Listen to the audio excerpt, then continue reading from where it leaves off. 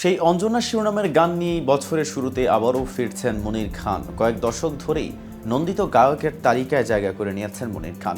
তার গান অসংখ্য ভক্তদের মাঝে সাড়া জাগায়। তার প্রথম অ্যালবাম তোমার কোনো দোষ নেই, সেই অ্যালবামের গাওয়া অঞ্জনা শিরোনামের গানটি শ্রোতাদের বেশ প্রশংসা পায়।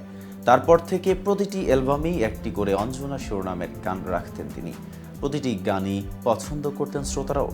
তবে অ্যালবামের প্রচলন কমে যাওয়ায় কমে গেছে গান প্রকাশও। তবে মনির খান ভক্তদের জন্য সুখবর হলো, প্রতি বছরের মতো এবারও নতুন বছরের প্রথম দিনে নতুন অঞ্জনা নিয়ে আসছেন মনির খান। এছাড়া নতুন বছরের নিজের নতুন রূপে ফেরা নিয়ে আর কি জানালেন এই কণ্ঠশিল্পী, তা নিয়ে বিস্তারিত থাকছে প্রতিবেদনের বাকি অংশে। আর কেটিভি শোবিজ চ্যানেল থেকে আপনাদের সাথে আছি আমি মেহেদি হাসান।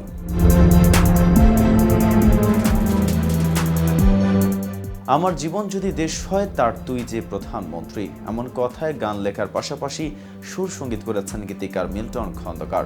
মনির খান বলেন, বছরের বিভিন্ন সময় শ্রোতাদের জন্য নতুন নতুন গান নিয়ে হাজির হয়ে থাকি আমি বরাবরই শ্রোতাদের কথা মাথায় রেখে তাদের চাওয়া অনুযায়ী গান প্রকাশ করি।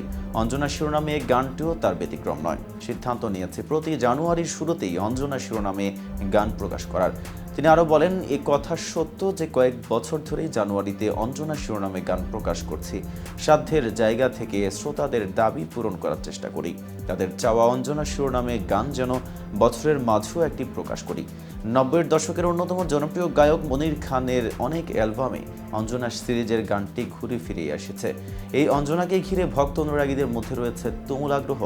তার অসংখ্য শ্রোতা জানতে চেয়েছেন কে এই অঞ্জনা, তবে কখনোই এ প্রশ্নের স্পষ্ট জবাব দেননি তিনি। রহস্য জিইয়ে নানাভাবে তিনি দিয়েছেন এর উত্তর।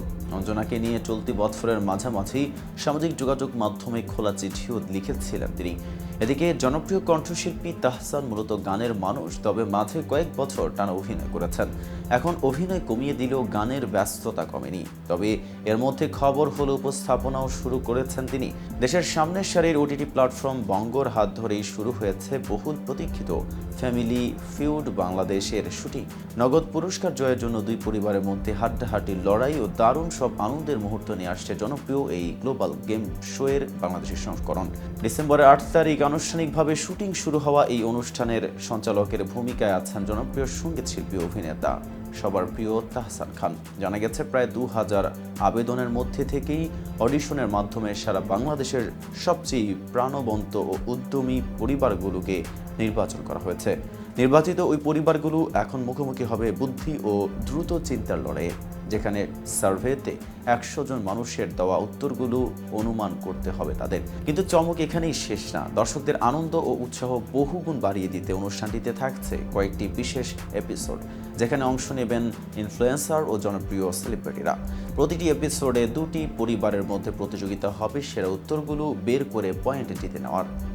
তো ভিউয়ার্স, ভিডিওটি সম্পর্কে আপনাদের কোনো মতামত থাকলে জানতে পারেন কমেন্ট বক্সে। সাথে নিয়মিত শোবিজ আপডেট পেতে কেটিভি শোবিজের সাথেই থাকুন।